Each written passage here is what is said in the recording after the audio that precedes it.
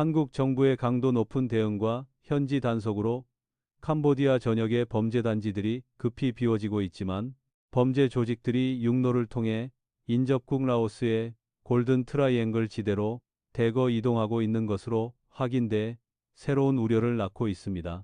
이 과정에서 납치되었던 한국인 피해자들까지 함께 끌려가고 있어 국제적인 공조 수사가 시급하다는 지적입니다. 2025년 10월 21일 캄보디아 수도 프놈펜의 턱틀라 불교 사원에서 충격적인 사실이 밝혀졌다. 범죄 조직에 의해 고문당해 숨진 한국인 대학생의 시신을 화장한 바로 그 사원에 추가로 한국인 시신이 더 안치되어 있다는 것이 확인된 것이다. 연합뉴스가 프놈펜 턱틀라 불교 사원 관계자들로부터 확인한 결과 현재 시신 안치실에는 한국인 국적자로 확인된 시신 3구가 보관되어 있다. 턱틀라 사원에서 화장 업무를 담당하는 현지인 직원은 어제 화장한 한국인 대학생을 빼고도 한국인 시신 3구가 현재 냉동 안치실에 보관되어 있고 내부 보고서에도 기록되어 있다고 설명했다.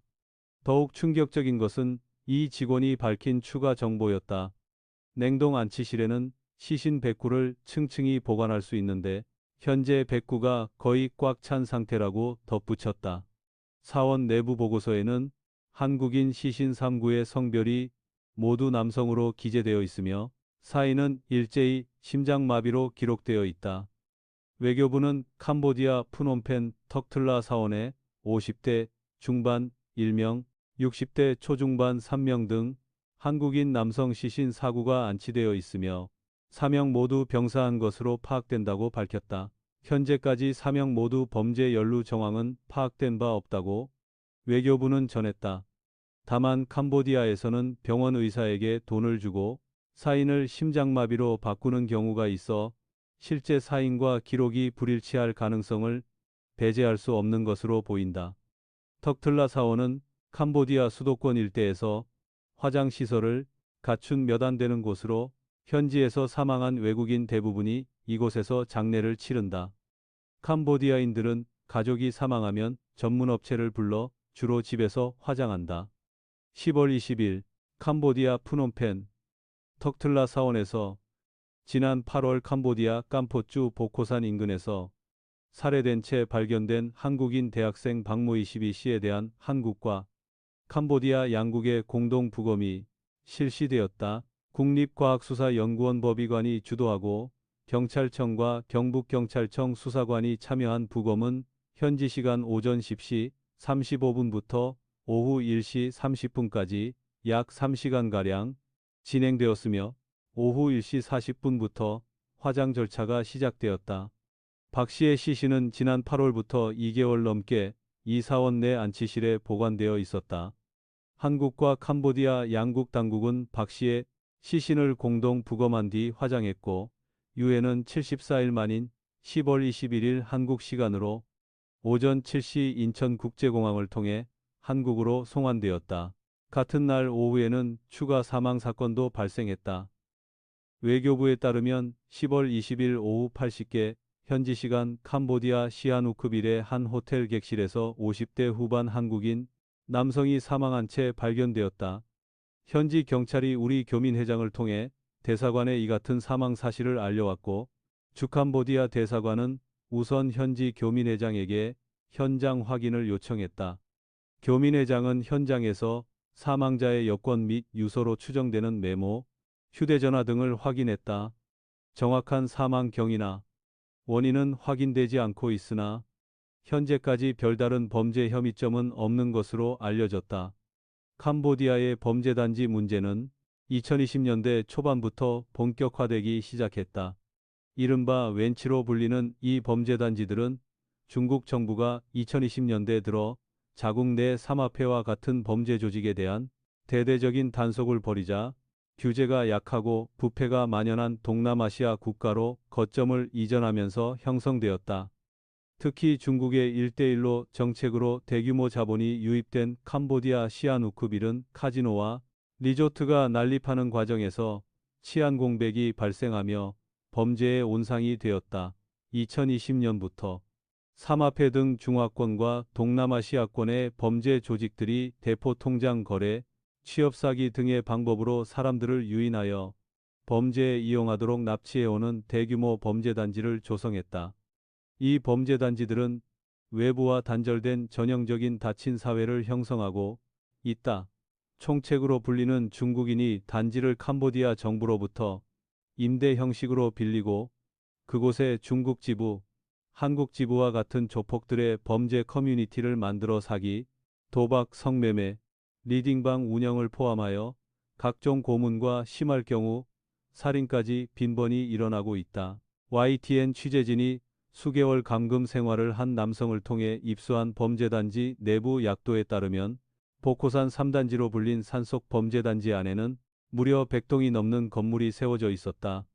보이스피싱이 이루어지는 사무실 외에도 식료품을 파는 마트, 옷이나 기계 등을 파는 각종 상점, 식당, 병원, 유흥업소까지 설치되어 있었다. 감금 피해자의 증언에 따르면 범죄 단지를 조성하고 관리하는 분업화된 범죄 조직이 별도로 있다. 거대한 범죄 단지를 조성해 두면 보이스피싱 등 실제 범행을 저지르는 다른 조직들이 한 달에 건물 한 개당만 5,000달러를 내고 건물을 빌려 입주하는 방식이라는 것이다. 돈을 지불하면 원하는 인터넷 통신 환경도 만들어준다고 한다. 단지를 관리하는 조직들은 마을 전체를 담벼락으로 둘러치고 무장 조직원을 통해 감시했으며 탈출을 시도하다 잡히면 처절한 응징이 이루어졌다. 캄보디아에는 적어도 수십 곳에 이러한 범죄 단지가 있는 것으로 알려졌다. 한국인이 범죄 단지의 주요 타깃이 된 것은 비교적 최근의 일이다. 초기에는 중국, 대만, 동남아시아 국가 국민이 주요 피해자였으나 범죄 단지를 운영하는 범죄 조직들은 운영 범위를 넓힐 겸 납치 타깃을 확대했다. 한국 시장을 개척할 목적으로 한국인을 타깃으로 삼기 시작하면서 납치 사례가 급증하기 시작한 것이다. 캄보디아에서 한국인 납치 신고 건수는 충격적인 증가세를 보이고 있다. 더불어민주당 한정혜 의원이 외교부로부터 제출받은 재외국민 사건 사고 현황에 따르면 캄보디아 내 한국인 대상 납치 감금 및 실종 신고 건수는 2021년 9건에 불과했다. 이후 2022년 32건, 2023년 60건으로 증가하더니 2024년에는 282건으로 폭증했다. 2025년 상반기에는 272건이 접수되었으며 8월까지만 집계해도 330건에 달한다. 다른 통계에서도 유사한 패턴이 확인된다. 박찬대 더불어민주당 의원실에 따르면 현지 공관의 취업사기 감금으로 신고된 건수는 2022년 1건, 2023년 17건에 불과했지만 2024년 220건으로 크게 늘었고 올해 8월까지 330건이 접수되었다. 경찰청이 공개한 통계에서는 지난해 1월부터 올해 10월 13일까지 캄보디아 관련 실종 및 납치 감금으로 의심되는 사건이 총 143건 접수되었으며 이 중 91건은 소재 및 신변 안전이 확인되었으나 52건은 아직 진행 중이다. 캄보디아에서 체포되는 한국인도 급증했다. 국민의힘 김건 의원이 외교부로부터 제출받은 자료에 따르면 캄보디아에서 현지 경찰에 체포된 한국인은 2023년 3명에서 2024년 46명으로 급증했고 2025년 1월부터 7월까지 벌써 144명이 체포되어 지난해 전체의 3배를 넘어섰다. 더욱 우려스러운 통계도 있다. 박찬대 의원실이 법무부로부터 받은 자료에 따르면 캄보디아 출국자와 한국 입국자 수의 차이는 2021년 113명에 불과했으나 2022년 209명, 2023년 662명, 2024년 248명 등 0명대로 폭증했다. 이는 매년 수천 명의 한국인이 캄보디아로 출국한 뒤 귀국하지 않는 것으로 해석되는 수치다. 2025년도 8월까지 864명이 돌아오지 않은 것으로 추정된다. 여기에 더해 태국, 베트남 등 인접국을 통해 캄보디아로 들어간 뒤 돌아오지 않은 경우도 적지 않을 것이란 추정도 나온다. 캄보디아 이민청이 집계한 캄보디아 입국 한국인 수는 우리나라 통계보다 특정 연도의 경우 2배 가까이 많다. 캄보디아 웬치 근무자의 지인은 연합뉴스에 한국인이 못해도 20, 30명 될 것이라며 비행기 타고 정직하게 나가는 사람만 있는 게 아니라 중국 등을 거쳐 밀항하는 사람도 있다고 말했다. 피해 사례들은 참혹하다. 경북 예천군 출신의 대학생 박모 씨 22는 캄보디아 박람회에 다녀오겠다며 2025년 7월 17일 집을 떠났다. 캄보디아에 도착한 피해자는 캄포트주의 보코산 범죄 단지 인근에 감금되었다. 일주일 후 피해자의 휴대전화로 조선족 말투를 쓰는 남성이 피해자의 가족에게 전화해 0만 원을 보내주면 풀어주겠다고 했다. 피해자의 가족은 즉시 캄보디아 대사관과 경찰에 신고했으나 대사관은 캄보디아 현지 경찰의 위치와 사진 등을 보내 신고하라고 했고 경찰은 돈을 보내면 안 된다고 했다. 협박범과의 연락은 나흘 만에 두절되었다. 박 씨는 8월 8일 캄보디아 캄포트주 캄퐁베이 보코르산 범죄단지 차량 안에서 숨진 채 발견되었다. 현지 경찰은 검안을 통해 사망 원인을 고문으로 인한 심장마비로 판단했다. 캄보디아 내무부도 1차 부검에서 심장마비로 숨졌고 몸에 타박상이 다수 발견됐다면서 폭행에 의한 사망이 의심된다고 밝혔다. 텔레그램 범죄와의 전쟁이 운영진이 공개한 영상에는 피해자로 추정되는 인물이 마약을 강제로 흡입당한 뒤 캄보디아에 오게 된 경위를 일당에게 설명하는 장면이 담겼다. 다른 피해 사례도 있다.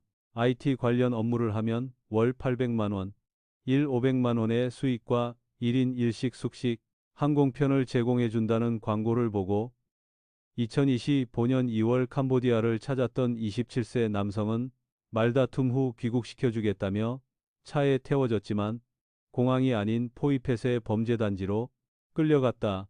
도착한 곳은 공무원 사칭 보이스피싱을 하는 범죄단지였고 이를 거부하자 조선족 관리가 전기 충격기를 들이대며 하지 않으면 매일 고문당할 것이라 협박했다.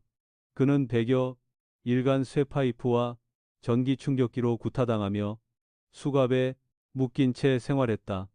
현지에 도착한 피해자들은 여권을 빼앗기고 외부와 격리된 건물에 감금된 후 하루 12시간이 넘는 강제노동에 시달리며 보이스피싱, 로맨스 스캠, 암호화폐, 투자 사기 등의 범죄를 강요받았다. 할당량을 채우지 못하거나 반항할 경우 폭행, 전기고문, 감금 등 극심한 신체적 정신적 학대에 시달렸으며 다른 조직의 노예처럼 팔려가기도 했다. 이 사건은 단순한 범죄 문제를 넘어 국제적이고 구조적인 문제의 성격을 띈다. 유엔은 2023년 보고서를 통해 캄보디아와 미얀마 등지에서 수십만 명이 온라인 사기 범죄에 강제로 동원되고 있다고 밝혔으며 이 사건은 해당 범죄의 일부로 파악된다. 국제사회는 캄보디아 정부가 범죄 조직의 활동을 사실상 방조하고 있으며 일부 권력층이 유착되어 있다는 의혹을 지속적으로 제기하고 있다. 국제 앰네스티는 2024년 보고서에서 캄보디아 당국이 인신매매 범죄를 근절할 의지가 부족하며 고위 관료들이 범죄 단지와 연루되어 있다고 비판했다. 외신에서는 훈센 전 총리의 조카인 훈토 등이 범죄 단지 운영에 연루되었다는 보도가 나오기도 했다. 태국 경찰이 캄보디아에 근거를 둔 보이스피싱 사기단을 수사하면서 훈센 의장의 조카가 연루되면서 경로를 초래했다는 태국 언론의 보도도 있었다. 캄보디아 사기센터 네트워크를 조사하던 캄보디아 언론인 매크 다라는 조사 중 캄보디아 당국에 체포된 후 2024년에 언론 활동을 그만두겠다고 돌연 발표했다. 미국의 소리에 의하면 매크뿐만 아니라 캄보디아 내에서 범죄단지 문제에 대해 취재하는 기자들이 정부 당국의 협박을 받았다고 한다. 캄보디아는 2025년 국경 없는 기자회 언론자유지수 조사 대상 세계 180개국 중 161위로 매우 나쁜 범위에 위치한 나라다. 반면 캄보디아 정부의 경찰이 이끄는 인신매매 방지 국가위원회의 부위원장은 인신매매 혐의 사건의 80%가 거짓이라고 주장했다. 한국 대사관의 대응도 비판받고 있다. 7월부터 주캄보디아 한국 대사는 박정욱 대사가 이임한 뒤 석 달째 공석 상태다. 현지 대사관 인력 15명 중 사건 사고를 담당하는 경찰 인력은 3명 주재관, 1명 협력관, 2명에 불과하며 그마저도 애초 경찰 주재관 1명만 있다가 2024년 10월과 2025년 9월에서야 직무 파견 형태로 협력관을 1명씩 추가 투입한 것이다. 피해자 가족들은 대사관이 캄보디아 현지 경찰에 스스로 신고하라고 안내했다고 주장했다. 외교부는 이에 대해 주캄보디아 대사관은 지난해 신고의 편의를 돕기 위해 해당 자료를 사용한 바 있다며 현재는 대사관 홈페이지에 현지 경찰 신고 방법 안내를 게시하고 있다고 밝혔다. 또한 대사관은 사법 권한이 없어 현장에서 수사와 구출을 하는 것이 불가능하고 캄보디아 경찰에게 스스로 신고하라고 안내한 것은 캄보디아 경찰이 세운 방침이라고 해명했다.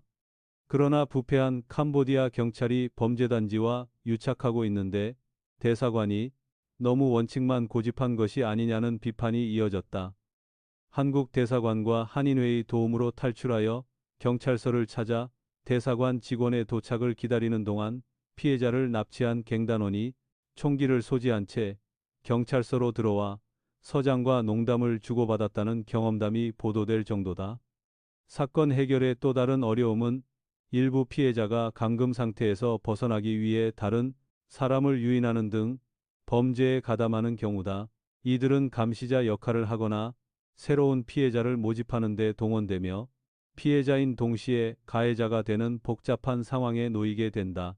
캄보디아와 한국을 오가며 계속해서 피해자를 모집하는 간부급 혹은 공범이 된 피해자들이 존재하는 것으로 보인다. 범죄단지 내에서 근무하는 상담원과 팀원에는 한국인과 중국인, 조선족이 혼재해 있다. 비상장 주식, 코인, 로또 환불금, 로맨스 스캠, 검찰 사칭 등과 같은 스토리가 자극적일수록 매출이 높아지며 스토리 구성력이 뛰어난 작가 역할의 상담원은 다른 조직으로 스카웃되기도 한다고 한다. 한국 정부는 사태의 심각성을 뒤늦게 인식하고 대응에 나섰다. 이재명 대통령은 국무회의 모두 발언에서 무엇보다 피해자들을 보호하고 또 사건에 연루된 한국인들을 신속하게 국내에 송환해야 한다며 가용자원을 총동원해 신속하고 정확하고 확실하게 이 문제에 대응해 달라고 지시했다. 외교부는 2025년 10월 16일 캄보디아 현지에서 한국인 납치 실종 등의 피해가 크게 늘어나자 시아누크빌에 대해 출국 권고에 해당하는 여행경보 3단계를 발령했다. 푸놈펜시에는 2단계 여행 자제, 시아누크빌주와 캄포주 보코산 지역, 바베시에는 특별여행주의보를 각각 발령했다. 외교부는 특별여행주의보가 발령되는 지역을 방문할 예정인 국민들은 방문을 취소 연기해 주기 바란다며 동지역에 체류 중인 국민들은 안전한 지역으로 이동해 주기를 바란다고 당부했다. 경찰청은 현지의 코리안 데스크 설치를 비롯한 총력 대응을 추진하겠다고 발표했다. 10월 23일 서울 여의도에서 국제경찰청장 회의가 개최되는데 23일에 캄보디아와 양자회담을 갖고 코리안 데스크 설치를 위한 업무 협약 체결 및 경찰 파견 등을 의제로 다룬다. 코리안 데스크가 설치되면 필리핀, 태국에 이어 세 번째다. 조현 외교부 장관은 10월 16일 캄보디아 측에 현장 단속이 있었고 이 과정에서 한국인 10여 명이 체포되었다고 했다. 이 사건과는 별개로 한국인 2명도 캄보디아 경찰에 의해 무사히 구출되어 귀국 예정이라고 이야기했다. 조 장관은 캄보디아 사태와 같은 케이스에 대응하기 위해 영사 인력을 40여 명 늘릴 계획이라고 하였다. 10월 17일에는 캄보디아 수사 당국이 범죄 단지들을 단속할 때 체포된 한국인 64명이 대한항공 전세기를 통해 국내로 송환되었다. 전세기에만 호송 경찰관 190여 명이 동승했다.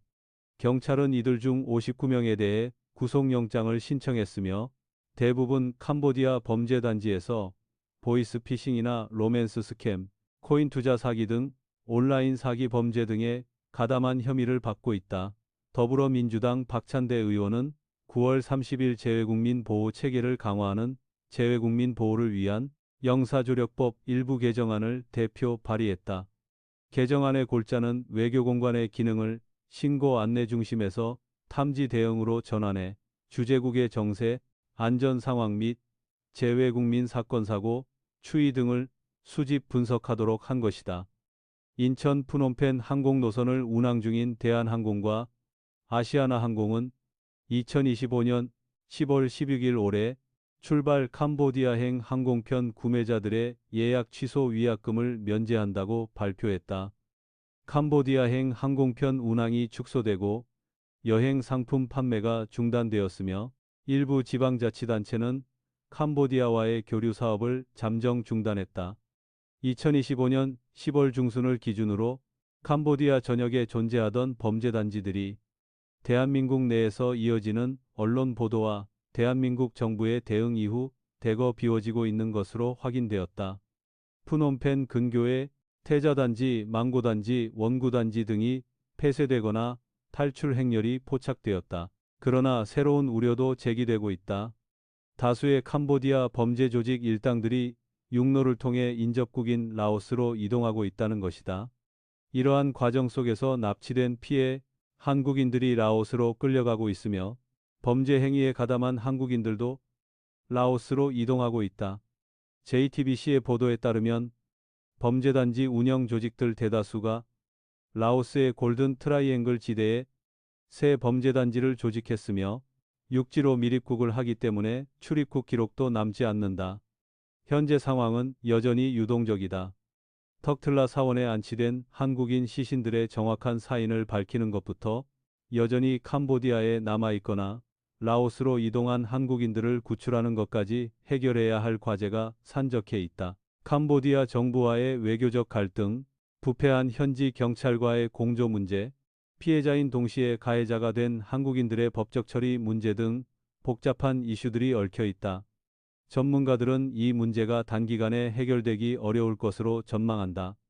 범죄 조직이 국경을 넘나들며 활동하고 현지 권력층과 유착되어 있으며 경제적 어려움에 처한 한국 청년들이 고수익에 현혹되어 계속 유입될 가능성이 있기 때문이다. 정부는 외교적 노력과 함께 국내에서 이러한 취업 사기를 근절하기 위한 예방, 교육과 단속을 강화해야 할 것으로 보인다. 대한민국 정부와 언론은 해외 취업 사기 피해를 막기 위해 주의사항을 강조하고 있다. 비정상적으로 높은 급여나 비현실적인 근로 조건을 제시하는 온라인 구인 광고를 경계해야 하며 채용 과정이 비대면으로 지나치게 간단하거나 회사 정보가 불분명할 경우 의심해야 한다. 출국 전 반드시 외교부 해외안전여행 웹사이트에서 방문 국가의 여행 경보 단계를 확인하고 위험 지역 방문을 자제해야 한다. 이번 사태는 세계화 시대 국제범죄의 복잡성과 재외국민 보호의 중요성을 다시 한번 일깨워주고 있다. 턱틀라 사원에 안치된 백구의 시신이 상징하듯 이 문제는 단순한 개인의 불운이 아니라 국제범죄 조직, 부패한 정부, 경제적 불평등이 결합된 구조적 문제다. 한국 정부와 국제사회의 지속적인 관심과 노력만이 더 이상의 비극을 막을 수 있을 것이다.